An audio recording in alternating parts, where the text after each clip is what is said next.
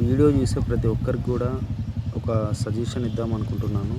అదేంటంటే, ఒకవేళ మీరు లైఫ్‌లో తొందరగా సెట్ అవ్వాలి అనుకుంటే, ప్రెజెంట్ ఇప్పుడున్న జనరేషన్‌కి మంచి మంచి టెక్నికల్ కోర్సెస్ నేర్చుకోండి. రెగ్యులర్ డిగ్రీ కాకుండా ఒక మంచి టెక్నికల్ కోర్సు తీసుకొని ఫస్ట్ 10,000 బేసిక్ శాలరీ కానీ, 15,000 బేసిక్ శాలరీ కానీ, ఎంతైనా అమౌంట్ చూడొద్దురా భయ్. ఫస్ట్ జాయిన్ అయిపో, మంచి ఎక్స్పీరియన్స్ తెచ్చుకో.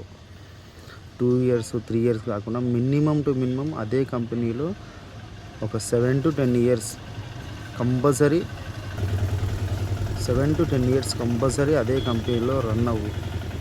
నీకు ఆ ఫీల్డ్లో నువ్వు అలాగే ఉంటే కొన్ని పెద్ద పెద్ద కంపెనీలతో కాంటాక్ట్స్ కుదరడం కానీ, లేకపోతే ఆపర్చునిటీస్ అనేటివి వస్తాయి.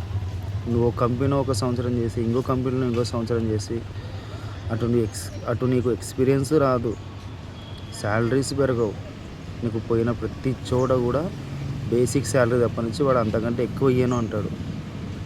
నీకు ఏజ్ వచ్చేంతవరకు, ఒక ఏజ్ వచ్చి నీకు మ్యారేజ్ అయ్యి పిల్లలు పుట్టేంతవరకు ఆ శాలరీ ఇస్తే పెరగదు.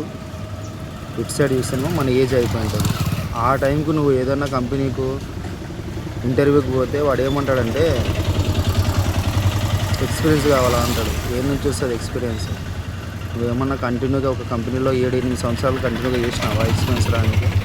అందుకోసమే ఒక మంచి టెక్నికల్ కోర్స్ నేర్చుకొని డెఫినెట్గా ఒక కంపెనీలో ఫస్ట్ సర్వైవ్ అవ్వు. తర్వాత ఎక్స్పీరియన్స్ వస్తుంది.